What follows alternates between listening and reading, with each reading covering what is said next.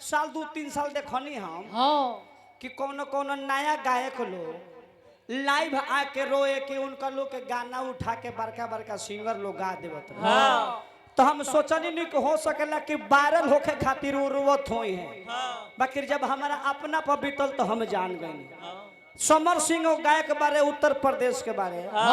आई गीतिया उठल बारे हमार सेम धुन आ सेम गीत खाली हो के जान के जगह पर हो कहले बारे तो हम खुशी भइल कि ज्यादा हमार बड़ा सिंगर गौले बारे कोई बात नहीं खे नहीं खे अच्छा लागल बाकी देखनी कि हमारा ओ में नाम नहीं खे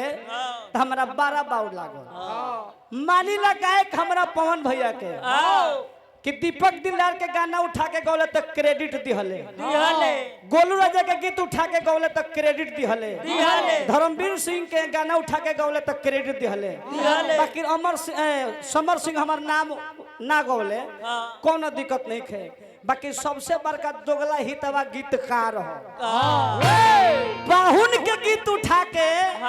दे दिहे सो आ गीत में अपन नाम धरी हो सो आ समर सिंह तहरा के ओपन चैलेंज देता नहीं कि तहरा जहिया भास होके भोला भंडारी से फरिया के देखिए तू नाम काहे नहीं दिया जिस दिन तुम्हारा औकात है हारमोनियम लेकर बैठना तुमसे एक पटरी अगर बढ़ कर नहीं गाए तब भोला भंडारी के पैदाइश में फर्क हो जाएगा बेयास बनत रह सते नहीं करे गायक बनत रह सते नहीं के तोर दवाई 2-3 साल पर समय सुधरे वाला बा कहियो ना सुधरिए सही से सुधर बेयास होला इतना हॉलुक हो जी बहुत तू माने वैसन छुदर बेयास हो मना देखले लौंडाई के आदत छूटल नहीं तू हमनी के मंडली महिला त हमनी उठनी आ जा ए तू काहे उठल हो साहब आतना हॉलू को बने रौरा ए हां अरे ओकरा दोस्त नहीं खन हां ओकरा नीचे वो कीड़ा बा उठा दे त उठ जो भोला उठ भोला उठ छे छड़ा माने वैसन हम छछरा छुदरा बेयास देखल है ना ना ई हमरा गोले में गइनी हो एक हला मुठनी हो ओए एक हला उठनी हो बेयास भारी हो के चाहे छोड़ी ना मर्द के हक सर उठा के रहेला सर उठा के चलेला अरे रे त बुझा तक नीचे मुरी गरले ना तो पौग सर खानी अरे निहुर के रहता निकाहे कि प्यार के कागज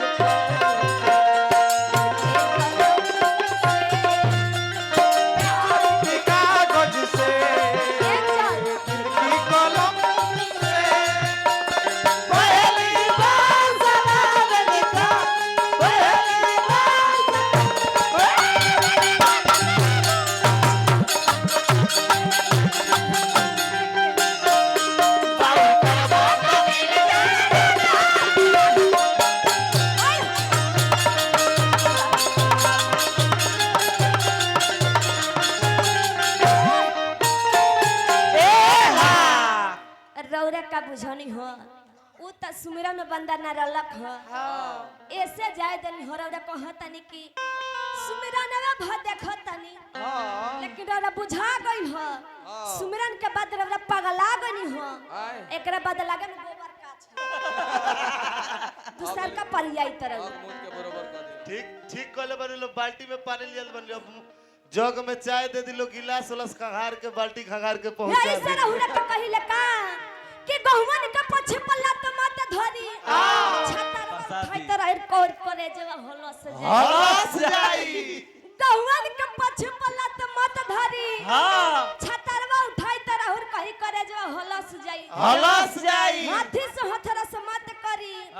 सुरवा उठाई त काई हो रहूर पलनिया धस जाई ए बेयास जी ओ बेयास के रहन हनी चमुड़ी गार के रहे के ए प्यास जी होय मनीषा राज के रौरा देख कमजोर समझता नहीं है ना देखी ओए मनीषा राज के रौरा देख कमजोर समझता नहीं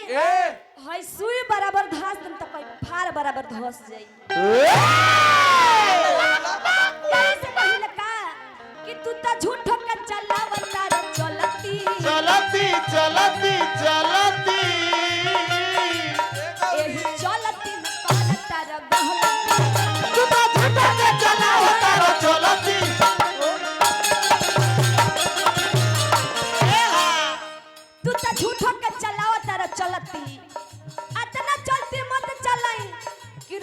लोग दोसर कोई चलावे लगे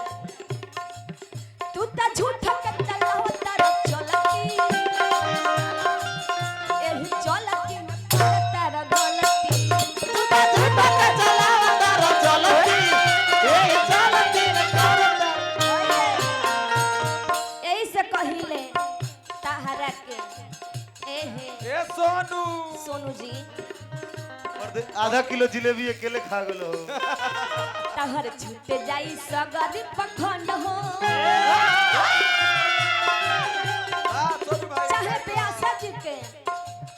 जितना पगलापन करत नहीं नु सब छूट जाई तहर छूटे जाई सगरी पखंड हो कहे कि राम के हार है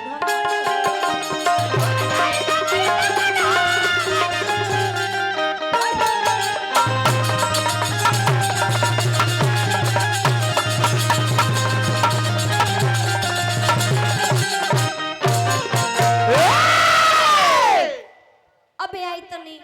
5 मिनट कथा से सेवा रही